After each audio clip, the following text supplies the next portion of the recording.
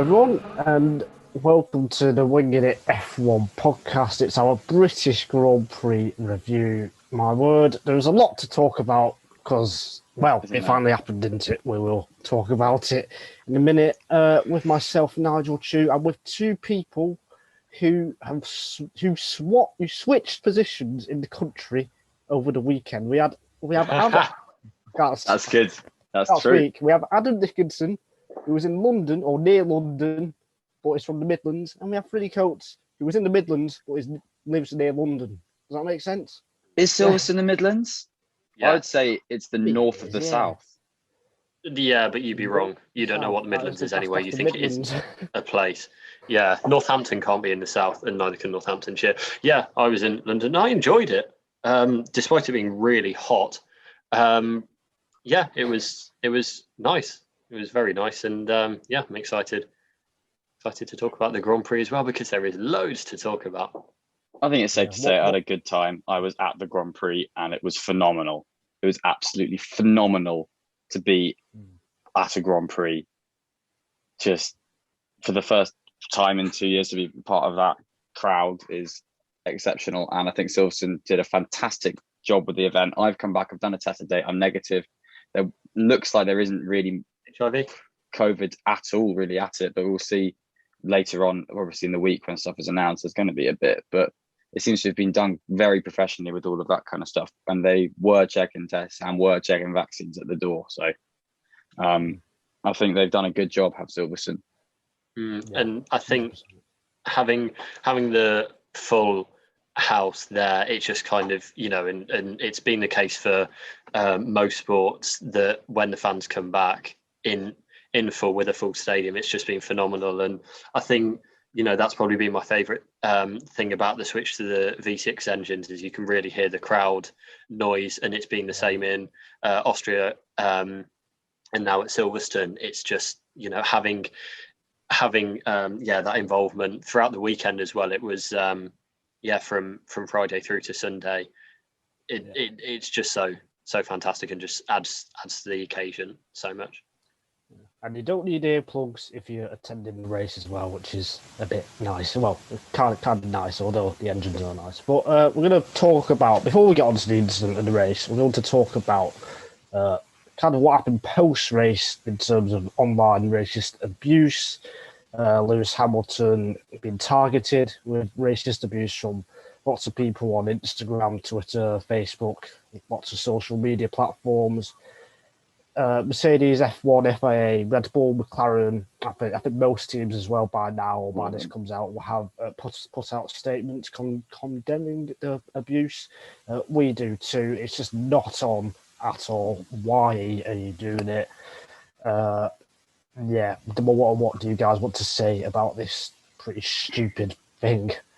It's just like, no matter what happens on track or in any walk of life, there's never any justification for it. And I think, kind of what I've certainly seen online and on Twitter is there doesn't seem to be the kind of understanding that you can you can oppose the incident and blame Hamilton and think that the penalty was too lenient, while at the same time being appalled by the racist abuse. And they're just, it feels like the polarization of the incident off track has then gravitated towards fans being polarized about the response to it off track, which should never be the case. And as I said, there's no justification for it, and I was really glad to see that all of the teams that have put out statements, are doing that, and Red Bull put in theirs. Obviously, they're going to be racing harder than ever on the track, but off track they are united against this, which is fantastic to see, but a shame that it's needed to be said because it shouldn't.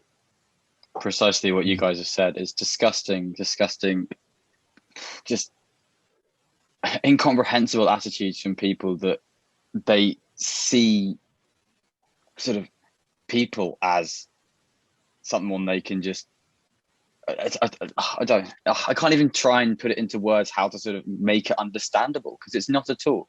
And you guys have said fantastic things there, and basically echoed how I feel, Adam, like what you were saying there about the fact that you can watch a sport and have an opinion on an event and on what people are doing, and not bring it back to essentially not like just who people are and how people exist. You can't use that as anything, because it's nothing. It's just ridiculous that the world thinks this is a thing that's okay to be said, and people, it feels like it's getting worse. It feels like people are now putting their names to it rather than trying to make a burner account on Twitter or something. It feels like people are putting their names to being a racist and see something good about it, and it's horrible. And like you said, Nigel, we condemn it and think it's disgusting.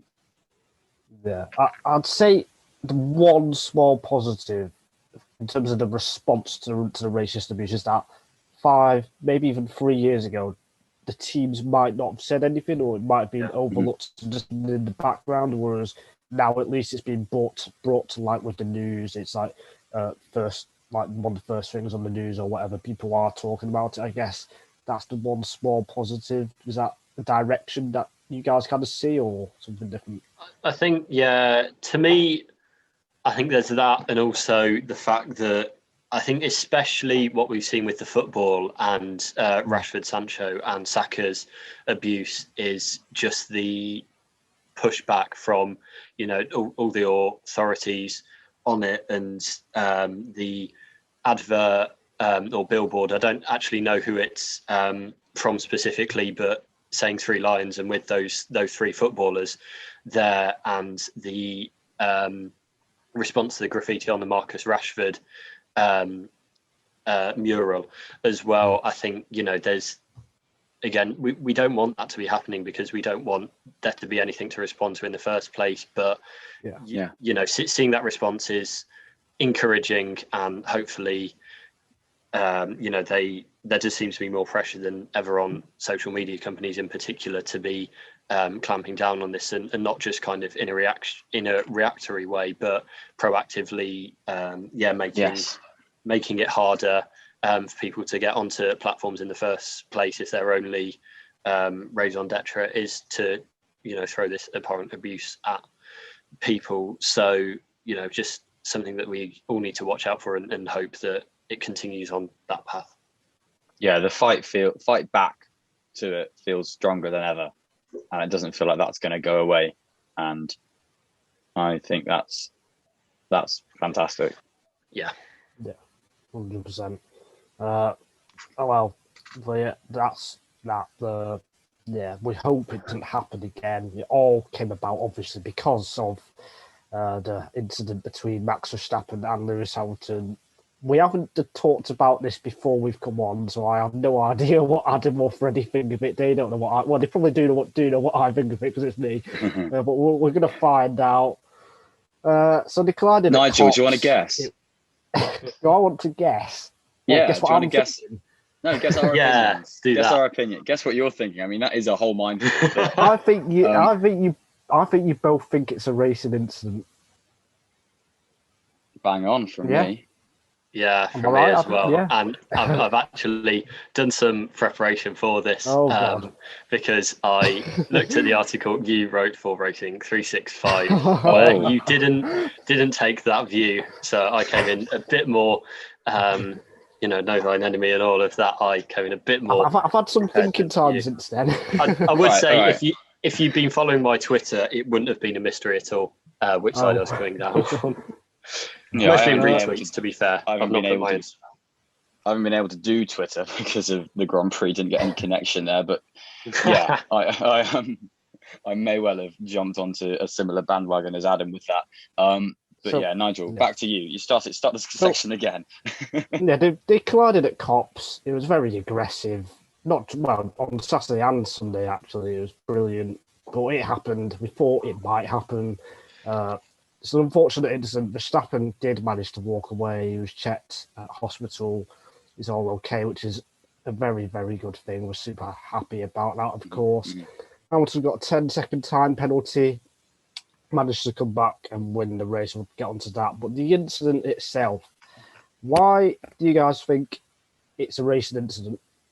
I think it's a racing incident because of the aggression shown beforehand. That was the most aggressive first lap you will see in motorsport, but from 2 drivers, the 2 best drivers in the world now.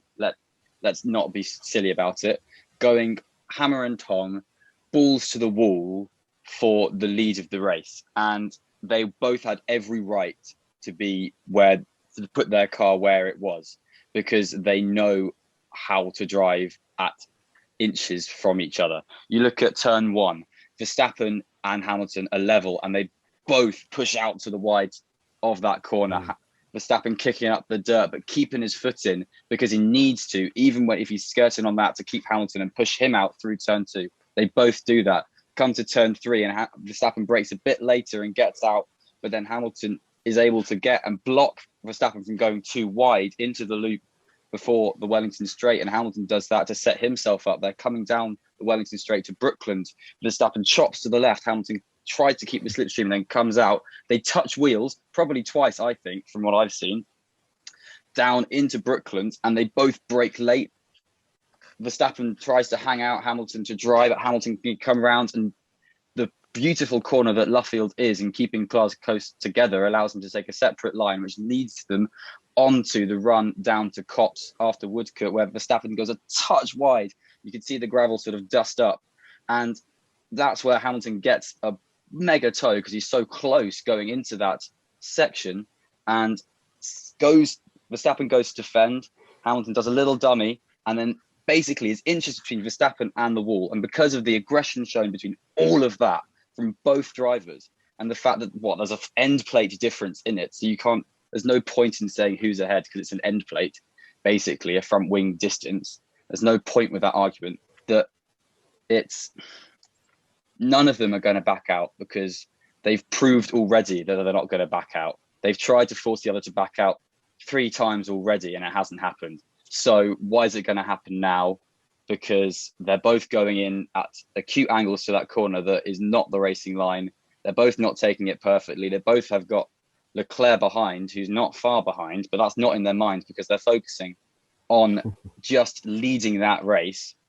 And what happens? They both try to lead the race, and there's a brush of contact at one of the fastest corners on the track, and Verstappen goes off into the barriers and into the wall, and that's it. Racing incident because of so much aggression going into it, and because both of them want to be the best, and that is racing. I think that's a fantastic blow-by-blow account. I was impressed. I'll say that. That's incredible. I don't know how many times Freddie's rewatched that, but no, it's in front of me, mate. I could see them going down to Brookland. I mean, presumably not the whole thing, though. Unless you're on that wire camera, just hovering over. I think this has been coming, like we said, since the start of the season, and I think 2 occasions, particularly Imola and Barcelona, going into the first chicane, Verstappen has gone into those corners and took his line and basically said to Hamilton, I'm taking this line, I'm taking the racing line, I don't care that we're side by side, I'm going to do this, and you can either clear out and get out and be second, or we're going to crash. And this is the time that Hamilton put his foot down and said, no, I'm not having that. And yeah, I think it was also... collision.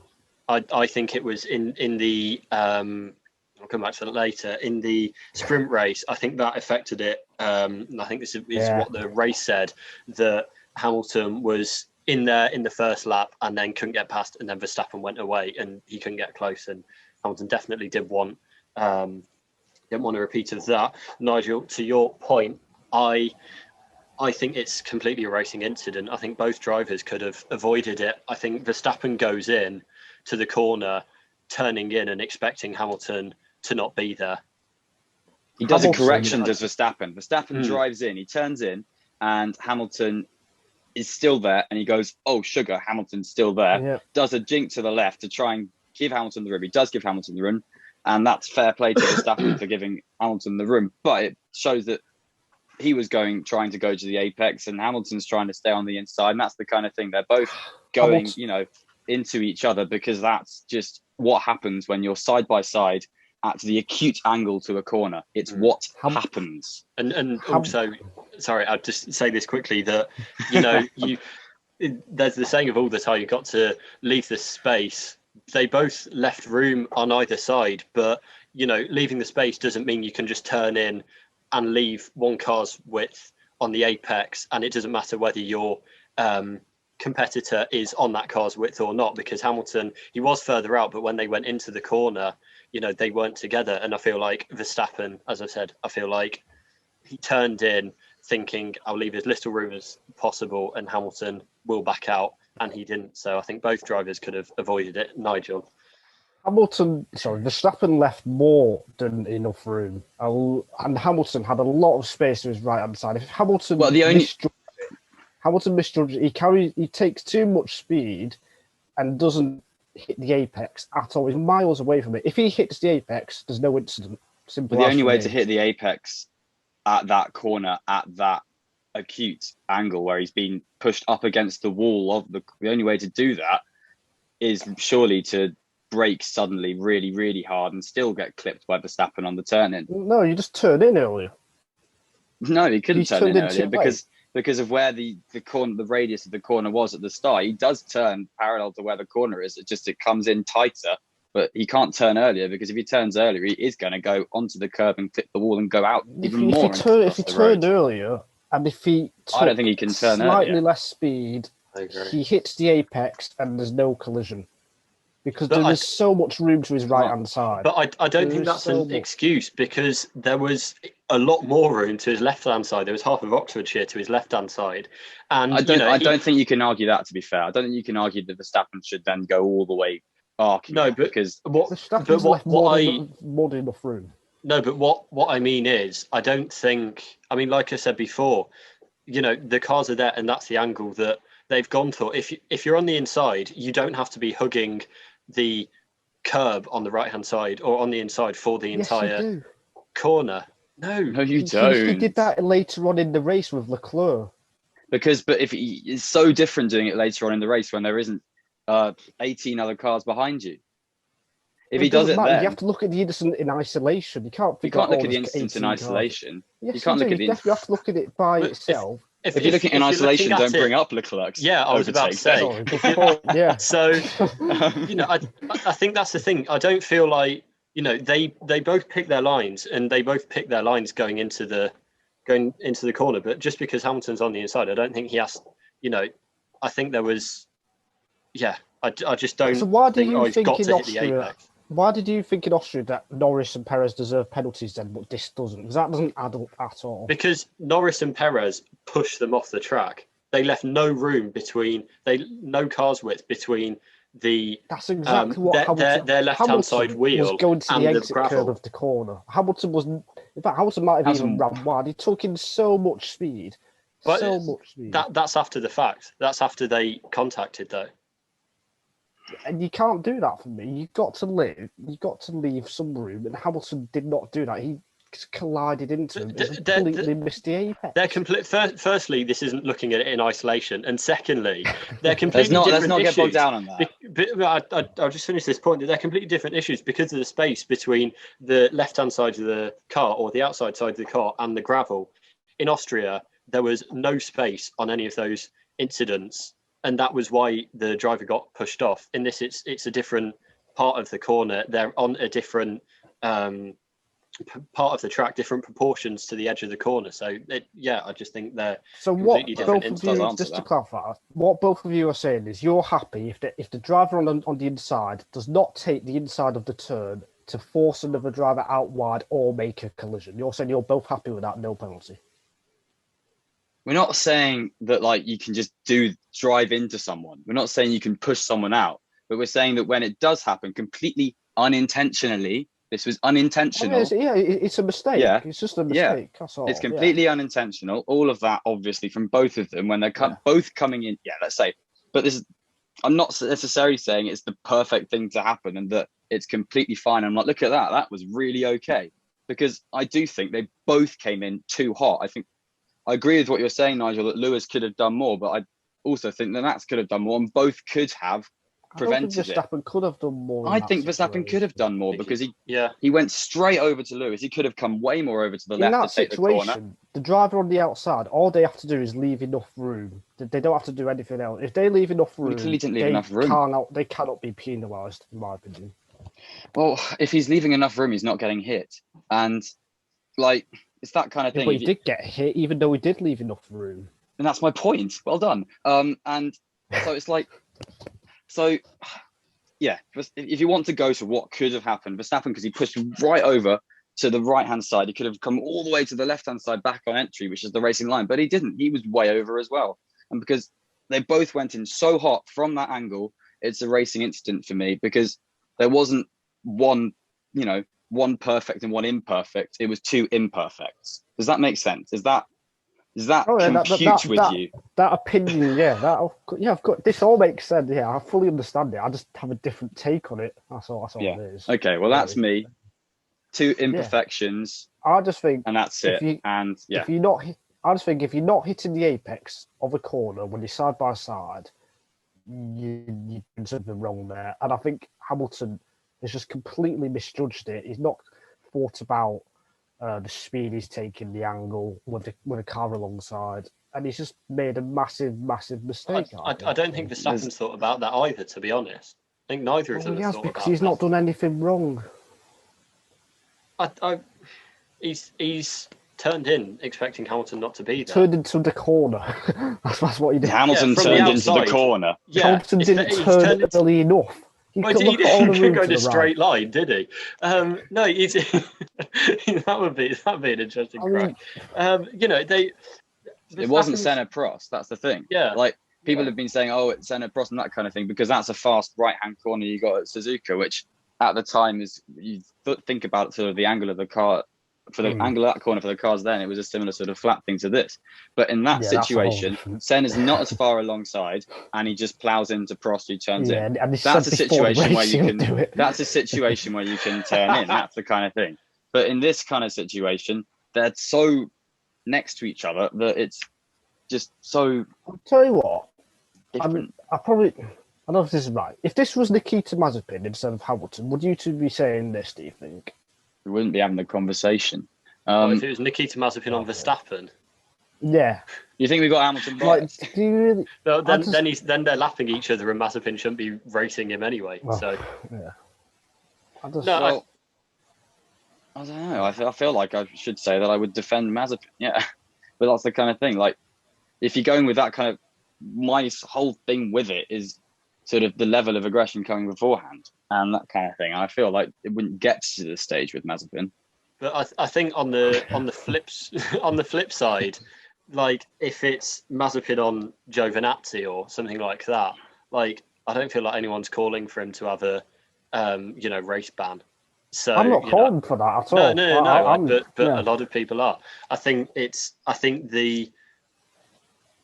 the fact that it's the two championship protagonists and the fact that it's Hamilton, who is one of the more divisive figures in terms of the fan base in F1, and that he's gone on to win the race, have all, not biased, but they've all changed the prism through which everyone is viewing this.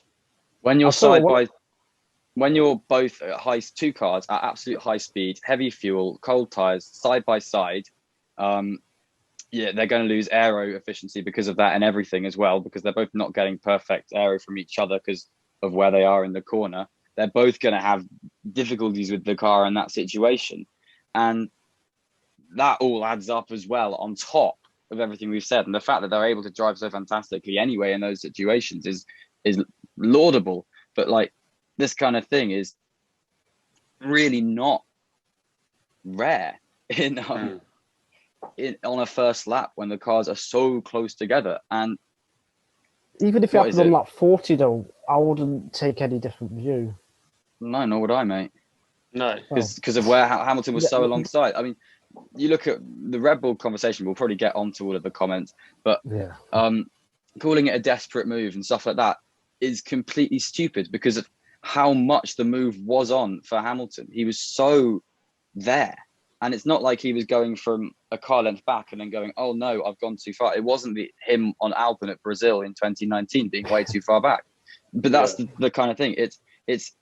That's him tapping the back of a Red Bull, but this is him absolute side by side. And it's just because it's such a fast corner that both drivers put themselves at that risk by being there. And Yeah, and both drivers are at the risk of racing. It's not like Verstappen stayed straight in his line. It's like, oh no, Hamilton's there, because he did defend in the most aggressive defense you will ever see at Cops, the most aggressive defense of the season so far. That was there, I think. Yeah, on putting Hamilton into the wall there, I think so. That's to me. You know, remember Barrichello Schumacher in Hungary? Yeah. And Barrichello was like, never let. Oh my god, that was the worst thing ever on the radio. That was Hamilton for a good 500 meters, I think. And then Verstappen turns out a little bit. I think that was. Watch it back. That's so much tighter than you remember it. I think Verstappen only turns out as well because he wants to take that racing line into the corner. Doesn't even turn out to the racing line. He turns out he's so off the racing line. They're both so off the racing line. And I think that's Hamilton shouldn't, because they're racing. But he's on the inside. They're racing. They're racing at an incident. You can do that. You don't have to be purely on the inside and the outside. What rule of racing says you have to hug the apex? None whatsoever. One of the biggest rules of racing is trying to make it one. Cause a collision. He didn't cause a collision. Yeah, neither of us think he did. Both of us think it was a collision happened because they both caused a collision. Really, if you want to be pedantic with it. Inside and outside are relative terms. It's not. You don't see people going into the corner like hugged to either side of the track. It's a relative term to where both cars are going into the corner. Yeah, and I agree with Freddie. I think it was a racing incident, and that both drivers have things they could and probably should have done differently, and neither did, because it's the most intense championship battle we've had in years, and because, as we said, the context all leading up to it, that they didn't. I think the last thing from me, the reason why I think it's a penalty is because I see it and I think if this doesn't get a penalty, the stewards are saying it's okay, other drivers can do it and get away with it, no penalty. That's why I think this is a penalty, because I just don't think it's on for what I think Hamilton to do. I think he did. What I would say to that is that for me, the correspondence to that of why it's a racing incident, it was clearly so not the intended thing to be done. It wasn't the way they both wanted to race, and it's not them. It's not a driver taking liberties there. And I get what you're saying, that like a driver would then maybe take liberties, but I don't think it's taking liberties at all with racing when you're so far alongside. It was a mistake. But I know what just you mean. Just like George Russell at Imola, when I said that should have been a penalty or whatever. That was a mistake, just like this. You made a mistake and had the wrong opinion. Is that what you're saying? But I think when you say drivers thinking they can do it, Hamilton didn't think he could do it. He didn't go into the corner thinking, I'm going to wash out. Saying, you don't want drivers thinking they can do it. If a driver goes into the next race and premeditatedly does that, but that's the thing. If they're going into it thinking they can get away with it, or premeditating that that's what they're going to do in that situation, they should be punished because it is deliberate. So we agree with you on that, but that wasn't deliberate. Yeah. What I'm saying is, if it happens and then other drivers in the future don't get a penalty, I don't think that's right at all. If this incident happens every 3 races or whatever, high speed collision, no penalty, no bonus, no penalty, that's just not right for me at all. If it's a high speed collision where both of them make mistakes going into it and it's a racing incident, I think that's a fine precedent for that not to be a penalty. Yeah, I agree, because it came from both sides. We'll just have to disagree. It looks like obviously. We were never going to agree on it. We're not trying to convince you. We're trying to voice at you. Yeah. Because sometimes you do convince me. Genuinely. Yeah, I know. Sometimes we do, but you were never going to be convinced here. And you've put it down on the web now, so it's there forever. That's a good point, actually. Yeah, you've got to stick to it put because you've made it on the web. Moving swiftly on from Nigel. This X-rated version of Winging It is brought to you by. No, I think we're not in the X-rated version of Winging It. Nigel doesn't let us do that. He wants to keep it. He wants to keep the show as at peak condition. So many things popped to head that I wanted to say, but probably best left unsaid. But I think we all agree that it's not deliberate. Then. What do you think about the... It's just a mistake, a big mistake. What do you think about the penalty then? Would you want to I be think, to I be think it more? was about right. I think thinking about 24 hours after, I think it was about right. Because sometimes I give 5 seconds. I think a drive-through, Fine. they haven't really given for this kind of incident for years. Maybe in the past they would have given it. I think 10 seconds was probably right. I can't really. I think I agree that once they decided that it was Hamilton's fault for causing the collision, I think it's the right penalty to give. Obviously, I don't agree with that decision, but I think once you once you made that decision, it's the right penalty to give. And like I say, I think if that's any other two drivers on the grid, no one's talking about stop-go penalties or race bans or anything like that. I think that's purely the context of the championship and the championship rivals. Yeah. Let's talk about the reaction a bit then. Red Bull. One thing I think we should say. Pretty frustrated. Oh, go on. One thing I think we should say is fantastic that Max is good and out of hospital and all of that.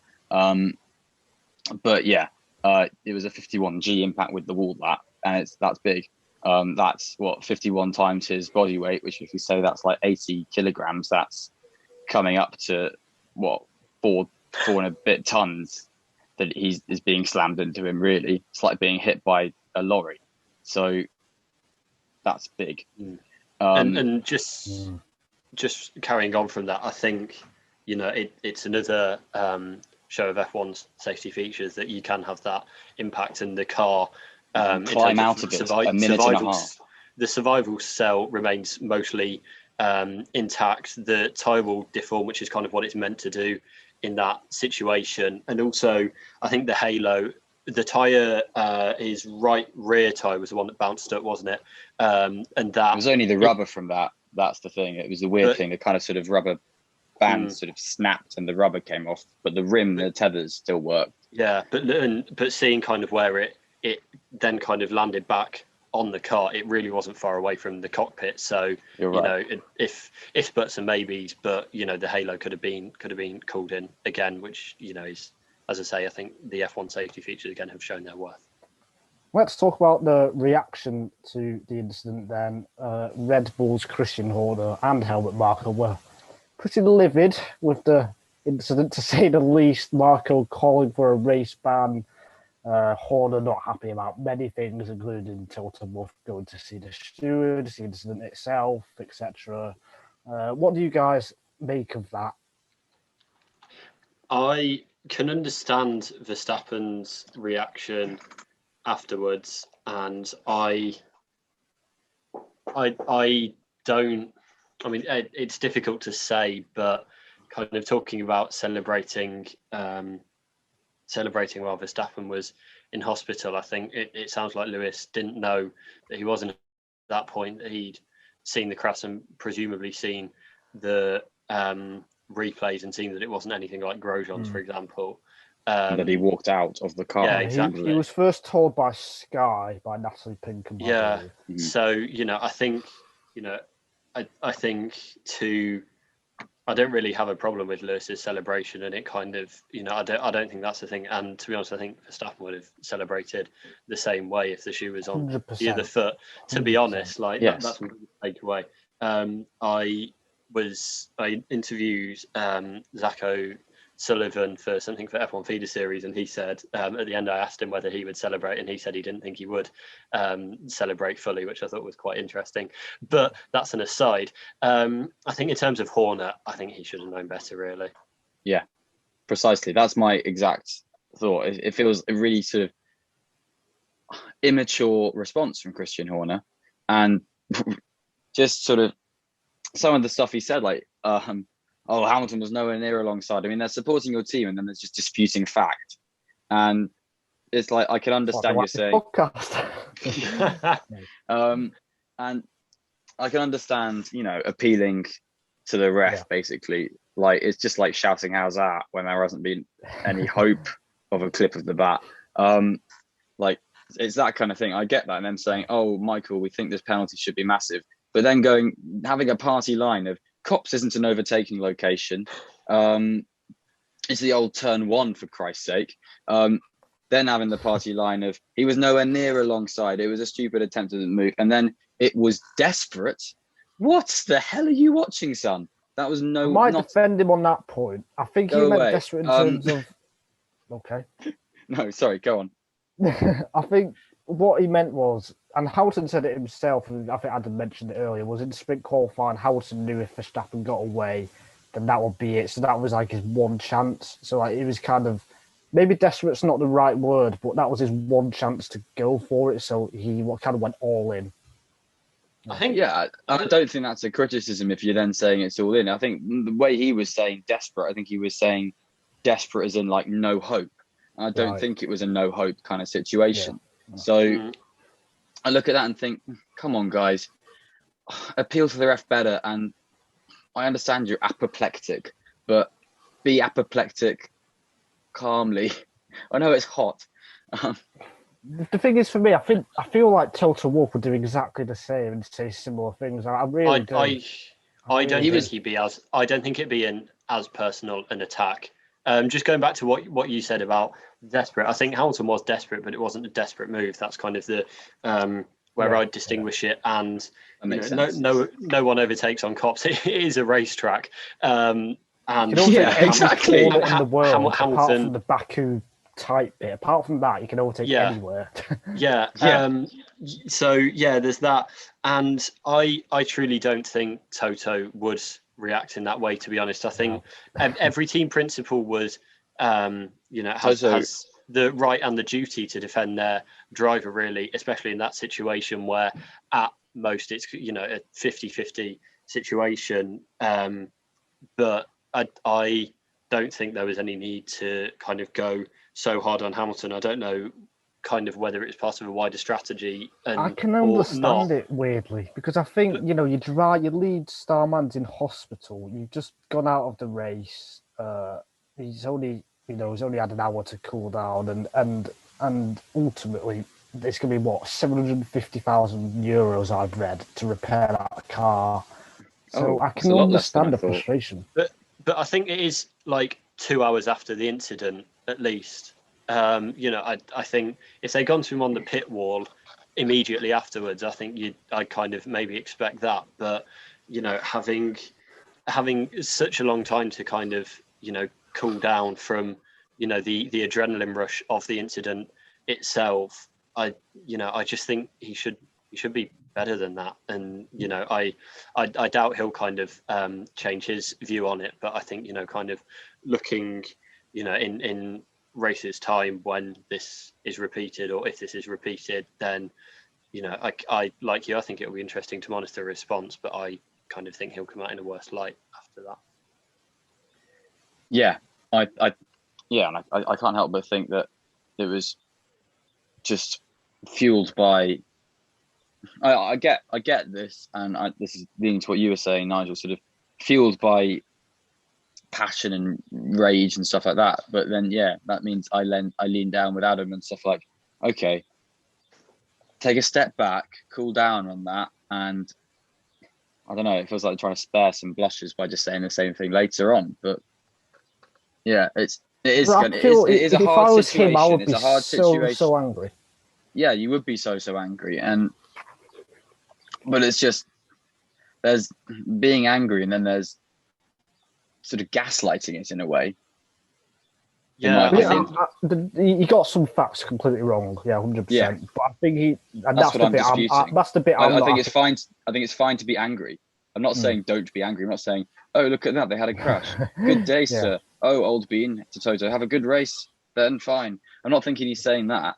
I think, by all means, appeal for a penalty and stuff like that, because that's the game. But don't shoot yourself in the foot. And he is nearly 50 as well. He's seen lots of racing, and he is.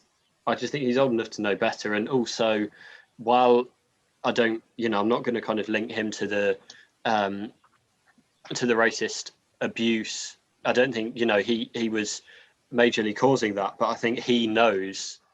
I'd imagine he knows what's gonna happen, or I don't know. I just feel like really driving a narrative can stoke a fire, but that's completely unintentional and that kind of thing. But I think I know what you're saying there, Adam. But I don't think it was I don't think intentional. The majority is going to be pushed from Horner. I think it's going to come from just by basically them saying some comments where they disagree. That happens every day. If Horner and Marco don't say anything, everything will still happen, in my opinion. I think firstly, I wouldn't expect let's them not to go not down that line. Well, I wouldn't expect them to not say anything, but I think when you're in that position, you've got to, I just think you've got to be aware of that. You've got to know, even if it's not your intention, that it's going to help stoke that. But it did give us one of the best radio moments of the season when Toto Wolff tells Michael Masi that he sent him an email with a diagram in it, and Michael Masi's retort is, "I don't check my emails in the race, Toto." I kind of thought, well, yeah, kind of fair enough. If it's his personal email, to be fair, because there's an official sort of steward's email that they send out. gmail.com. Michael Super Aussie Massey. It's at Sassy Massey. If it's like all of those, kind of when you one of the careers advice, most generic kind of stock careers advice is like, make sure you've got a professional email and don't have like super hot devil 99 or something. I just kind of like the thought, it kind of being something like that. But it's 69. Just as a wider point, it's a really weird paradox, because as like people who work in the F1 media, that's these quotes do. That's kind of what I guess we're wanting, or what you want to report on. You want to have something like that to write about, and that drives more clicks. And in terms of F1, obviously, no one wants to have a crash like that. But I saw something that was like Verstappen's socials following increased by like over 100,000. I think it was 120,000, and Grosjean's increased by over 300,000 after his crash. And it's this really strange paradox where we don't want any of this happening, but at the same time it drives this huge cycle of interest and engagement with F1. That's just a sad way that the world works, unfortunately. Well, I never thought of it that way. I want to ask something. Do you think Hamilton was very fortunate to not get, with the red flag, because Mercedes said they would have retired his car if there was no. They actually said retired. He didn't get any damage. Yeah, they said they would have retired him if there was no red flag, and with that he didn't get too much damage as well. Do you think that was another stroke of luck? Yes, it's obvious luck. It's definitely luck, but again, that's the game. Yeah, he's had quite a lot this year. That's all I'm saying. But at the same time, cool. I think there's look, but you still got to be able to capitalize on that, and he did that to the full today with another incredible drive to overhaul Leclerc at the end, which kind of didn't look like it would be on, or looked like it would be difficult to do. He did that at Imola. He didn't do that at Baku. So I think there's two separate things. Is one is getting the look, which I think here he clearly did, and at those two races he did as well. But that, to me, doesn't take anything away from the drive to then capitalise on that, which I thought was exceptional. Yeah, there is luck, and Hamilton got the luck with this red flag and being able to unlap himself in Imola and that kind of thing. Yes, but that's happened for years in racing, and it's a thing that's going to continue to happen. I don't think we should change the red flag regulations and stuff like that, because park climate is open because the race has started. So. Yeah. All I'm saying is Hamilton's been lucky this year. That's all I'm saying. Yeah, and Gasly was lucky in Monza. Simple as. 100%. Yeah. Luck's part of it, really. I'm probably going to say something controversial. Verstappen's lucky Hamilton got no points in Baku. Otherwise, he would be how far ahead in the championship? Well, I don't know. I mean, exactly. He had a tyre blowout, didn't he? So, yeah. Otherwise. Yeah, exactly. There's all that kind of stuff. For me, I can't help but feel this is one of Hamilton's worst wins. Is that bad to say? Yeah. Give some context, please. Because I can't think of many occasions, apart from Button Canada 2011, maybe, when a driver has taken out, or not, has accidentally had a crash. Has made a mistake. Just say had a crash to cause the rival to crash out of the race and then go on to win the race. I can't think of many examples. Well, I think this will be extremely coloured by how we view the crash. I think, to me, it's, better than a lot of his wins he's got in the turbo hybrid era, where he's, just raced away in, the fastest car from pole. And I think, as I say, the incident, I think, was a racing incident, and I don't put the blame on him particularly for that. And then from there, yes, he had luck, but you've got to be able to take advantage of that, and he was. And he did something which not many, I know certainly the Channel 4 commentators were never talking about him being able to overhaul Leclerc until last 5 laps or so. It was I think it was a special performance from him, and as I say, I think how we view the crash will depend on that. Yeah, I think I'm a bit middling in that. I think it's a blot on the copy paper, definitely, because arguably, a more superior win is possible there, because who knows, if he's fighting off Verstappen for the whole race, then that's a hell of a drive and so on. But I don't think it takes away from sort of the quality of the drive to overhaul a penalty and then overhaul his teammate and then overhaul the guy who's had control of the race since lap 2, essentially. So, half of lap 1. So it's still a fantastic drive, basically. Yeah, I think it is like him. Well, he's made a mistake, in my opinion, and then he's recovered it almost perfectly. I guess taking the full 25 points yesterday, get fastest lap because Perez was cheeky and took it near the end. That says a lot. That says how important the Drivers' Championship is to Red Bull. Way more than the Constructors' Championship, because they would have had 2 or 3. Yeah, they'd have had 2 or 3 points more in the Constructors' Championship if they had kept Perez out. But he was never going to stay out because he went on to mediums on lap 13 or 14 or something. So because he'd started on hard, so there's no hope of him really getting to the end. Even Perez was tyre whisperer Perez, but he was always going to pit again. That's an interesting point, actually. I hadn't thought about that it's now 4 points between them in the Constructors' Championship. Yeah, it's a massive swing 8 that no one cares about.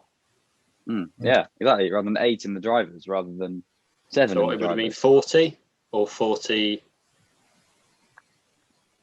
Yeah, 44. There's a 44-point swing with both Red Bulls retiring in the race itself.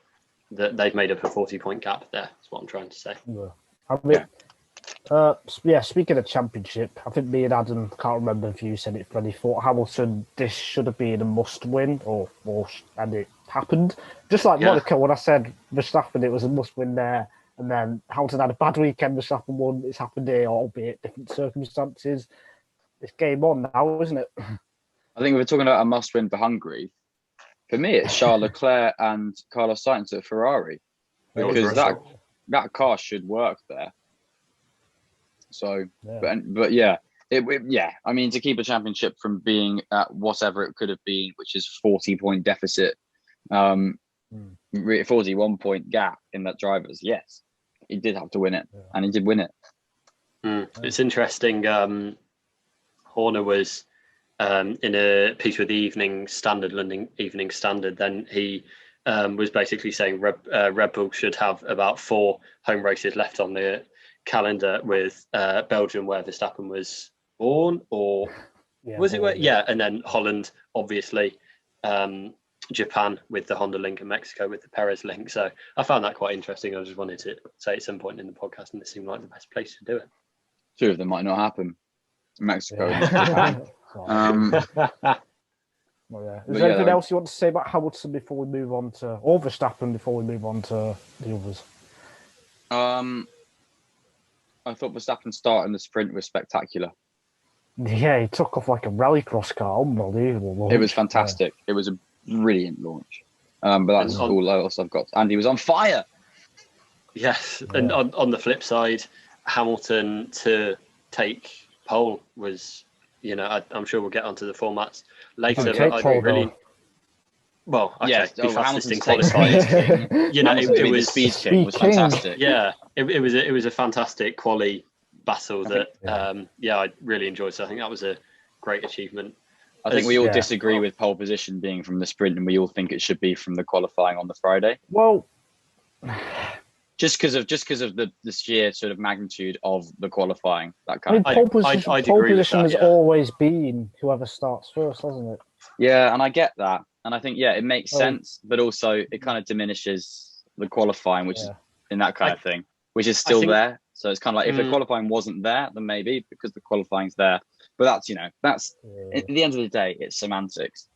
I think the way I'd look at it is I view kind of pole position as like the time trial element of it, or like, you know, the single lap pace or whatever in terms of like timed laps, and then more than being the person who starts on front for the main race. Yeah. So that's just what it's come to mean, isn't it? Yeah, that's how I view it. But you know, again, like you said, it's semantics, and I don't really think, especially given what happened, I don't think Verstappen will be thinking, well, it's all right, I got pole, and Hamilton won't be crying himself to sleep because he didn't get it. Yeah. I mean, just quickly, I think I'm not 100% sure, but I think the reason they call pole position for the guy whoever starts first is because if a driver is disqualified from qualifying, say they're fastest and they're disqualified, then they can't really get pole position, can they? So I think that's why. That's why they start in second. They don't promote up, move up a role. That sort of thing. You qualify in a position and that kind of stuff. But anyway, I mean, yes. Let's move on from this lovely conversation let's move on. Let's move on to Ferrari. Grid positions. Leclerc, first podium of the year. Fantastic drive. Driver of the weekend for me. Just brilliant. Driver of the weekend. Yeah, fantastic. Absolutely. Maybe Alonso, but I think Leclerc edges it.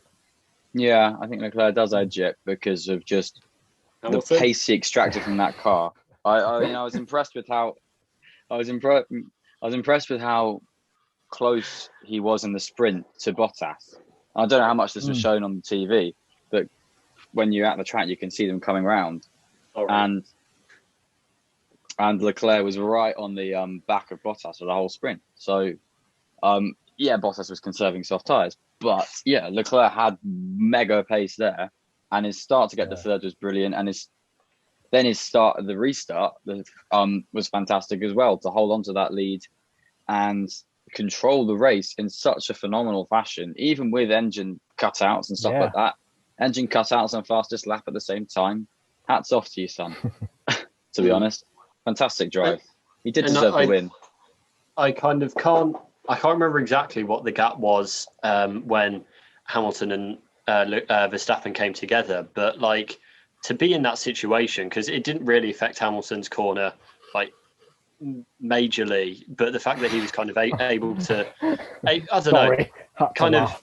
just think the fact that he was close enough to take advantage of that, when often we've seen when Bottas is in third, then they just drive away. I don't know. Yeah. I feel they have been side by side a lot. He was close down for the first 9 corners. I think whoever was in third, whatever car, probably would have been able to slip past at that point. But I think Russell would have. No, he's bad on the first lap.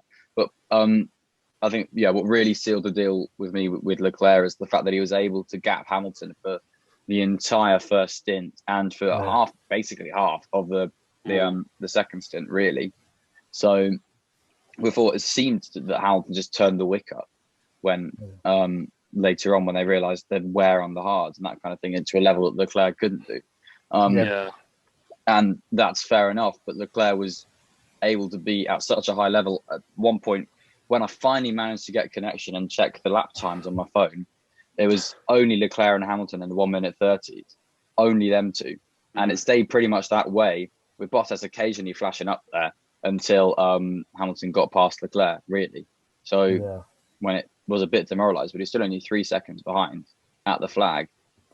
And that's unbelievable achievement from Leclerc and Ferrari, because if you take out 10 seconds, that's a net 13 seconds behind, which is brilliant, because Bottas was a net 17 seconds behind and 18 seconds behind. So one of the best cars as well, in between that, from lap 4 to lap 57. Yeah, he got a stonking start the second time, and the fact that he was disappointed afterwards, it kind of, he's had kind of so many highs this season where it wouldn't have been expected really coming into the year, and it wouldn't surprise me at all if he wins a race this season. He's kind of been in that position a couple of times and it's not come off for one reason or another, but I think he's got a race win set in his sights for this year. And yeah, it's just as you say, fantastic. They did 6 before the season, Adam. Yeah, I know. No. Moving on. But yeah, I think looking back at Baku when Leclerc got pulled and he was overtaken quickly, and in France when Ferrari went backwards because of the horrific tyre management, they've clearly made some huge gains since then, or they've worked out what went wrong or partly what went wrong. So the Ferrari car has really come alive at Silverstone, and Leclerc did this last year as well. I think was it the British Grand Prix or the 70th? Can't remember. He got a podium, didn't he? I think. But something like he's never finished below 4th, or like since being at Ferrari, he's never finished below 4th on the track, which is pretty cool from him. That's brilliant. So yeah, gets the best driver of the weekend from us, apart from Adam, maybe. He's 3rd on laps led this season, only behind obviously Verstappen and Hamilton. Hamilton's from this race. He led a lap in Baku. The 2 laps in Baku, So yes. So if you think Verstappen's led, I've found some stats. Verstappen's led over 400 laps. Lewis has only led 75 more laps than Leclerc this season. And I think looking at that after 9 races, I can't remember, that's really good. Yeah, I mean, to be fair, the British and Irish Lions only led for 3 minutes of their tour to New Zealand in 2017. They drew the series, so that's just a stat that I always like. Yeah. And Italy only led in the penalty on the final. Well, exactly. But England led for 67 minutes, 65 minutes. Nigel had actually purged that from his mind. He just completely forgot it happened, and now it's back. But I think bringing it back to F1, it's exciting with it all closing up, and Lando, who I'm sure we'll talk about, was could have finished ahead of Bottas, and it's kind of in. I'm sure we'll talk about the new regulations and the car reveal next week. But it's kind of, it does seem to be all closing up now, and you've got the probably 4 best constructors over the last 15 years or so are kind of all in on it now, and it seems to be closing together, and it feels like if we had another year, it could be even closer, but that's not to be. Yeah, if we think about the gaps with sort of where McLaren and Ferrari are now, we're sort of thinking them as midfield teams. But in 2016, so we would think of them as front-running teams. It's that kind of thing. So, and I mean, last year we saw Red Bull as a front-runner team, and they were a second off Merc at a lot of the tracks. So, yeah, it's that kind of thing. And they were genuinely mixing it this weekend, which partly was due to the crash and whatnot. But, Leclerc was ahead of Bottas and Lando was ahead of Bottas. Two kind of who wasn't ahead of Bottas? The rest of the field, the other drivers. So yeah, it's, they are genuinely. It's not just kind of, which I guess it was a bit like in Bahrain, kind of being the next best placed teams. They are kind of genuinely having effects on races now. Do you think on Norris, do you think without the slow pit stop, he had a 6-second pit stop, do you think without that he would have been on the podium and held Bottas behind? I don't know. The Mercedes pace on those hards was ridiculous. We saw that from Hamilton. And because you look at sort of Hamilton's race, Hamilton couldn't pass Leclerc on the mediums, but could, build such momentum on the hards. I kind of feel like if there's a necessity to turn that wick up from Bottas, if Lando was right in front of him, I feel like he probably could have done it. I feel like Bottas would have got past, but Lando is a trooper and can hold Bottas behind forever, like he did in Austria, basically, while he was there. Yeah. So I think that's one of those ones that is one of those sort of, if it played out, I think it could really go either good way. Battle, I think. Yeah, I think that would have been. I think that would have been. You wouldn't know until the last lap, really, with that. I think. Yeah. And I think Sainz could have been involved in that if he had got past Ricciardo, but he couldn't get past Ricciardo, which I was surprised by. But the Mercedes engine can be trimmed so much in the McLaren. So if Sainz had a clean weekend, because obviously George Russell hit him in the sprint qualifying, I think he could have been on the podium. I really do, because he was matching Leclerc for pace when he was in clean air. Mhm. So it was only because he started behind, and then he also had a slow pit stop, didn't he, in the race, which put him behind Ricardo, and he just couldn't get past. So, oh my God, Sainz probably missed out on a chance there. Sainz's rejoin in the sprint was absolutely terrifying. Like, yeah, should have got a penalty for that. It was right in front of me. That was where I was sat, and Sainz was basically going like that, and it's just like, oh my God, he's coming straight onto the track. On the track. I was sat on I was Antonio Giovinazzi about to get wiped out, and it's a miracle he didn't hit a car. To be honest, he should have got Perez a too. penalty for that, 100%. Yeah, and Perez. Perez. I mean, how did you not hit the wall? I saw him go off and thought that's that, and then like it goes to the onboard, and no, he managed to keep it out, and then the way that he came back on. I can't remember who it was going past him, but it was terrifying. I thought it was one of the AlphaTauris. Back on for the rejoin. Yes. That's a phrase. And then thrown on the floor, I'd say. Throw the hat on the floor, stamp on the hat. It's a Checo hat as well. It's a I can't remember. Sombrero. That's the one. So the top 5 was Hamilton, Leclerc, Bottas, Norris, and then Ricardo in 5th. Good weekend for Ricardo, I think. Yeah, still off the pace, but I guess it was better result. I guess he's off the pace of his teammate, but he's not off the pace enough to make it bad. Really, to be fair, it's not a crisis.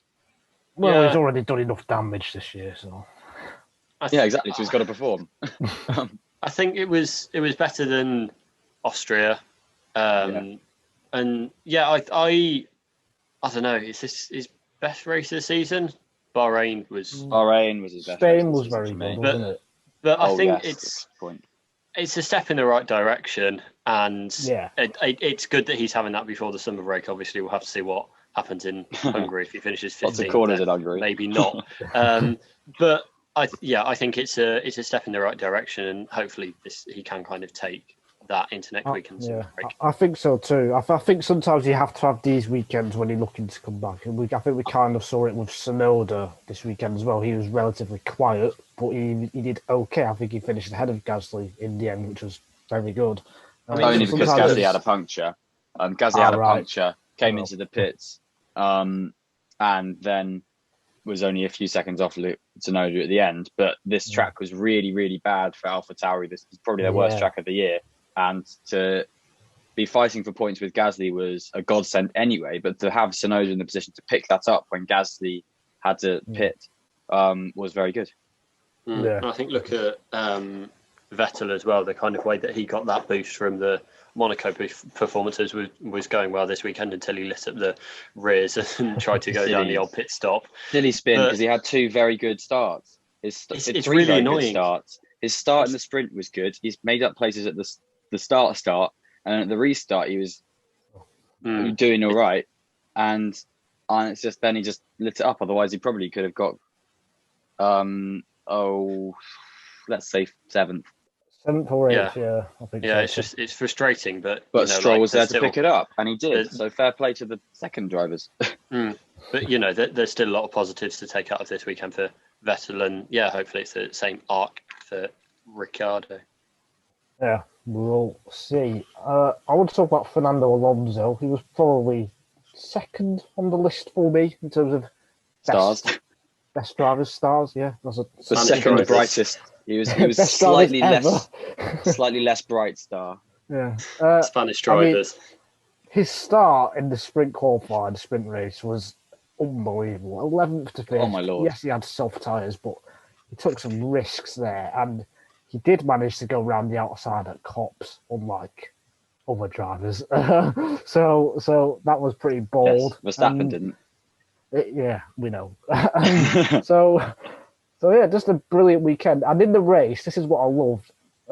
He held Stroll in his DRS to keep Perez behind Stroll, if that makes sense. And then Ocon was behind Stroll. Train. Yeah. He kept, and so then Perez was behind Ocon. And then it was a train. And Ocon managed to then also, but then if Alonso was trying to pull away from Stroll, which he was at the end, Ocon was still keeping pace with that, and Stroll was as well. Yeah. Like there would be fluctuations in that gap, but they were all three of them actually did very well managed races. Yeah, so Just Alonso that was start, like, just the start. Oh my lord! Yeah, but yeah, the start. Yeah. But it also wow. it wasn't all on the launch either. That he kind of like he made positions through like basically the whole of the first sector. He just went round the outside everywhere. Yeah. Ocon's So launch was better behind. Oh, well, might be the race, but Ocon did a launch and then got clipped in between Vettel That and was the race. That was the race. Racy. Not the website. Don't forget the hyphen. Yeah. Yeah, and that seems to be kind of it from the top 10. There's kind of no one else that I want to talk about, but in terms of outside the top 10, George Russell, again, he finished in the top 10 for the sprint race and then was out, and he got through to Q3 and yet again get the points. And it's a curse. It's just a repeat of the curse. The atmosphere, Freddie, you was telling me before, it was unbelievable, wasn't it? George Russell was the driver that got the most hype on the Friday and the Saturday, really, because of just the performance he was doing. Whenever Lando, Lewis, or George came round, there was cheers.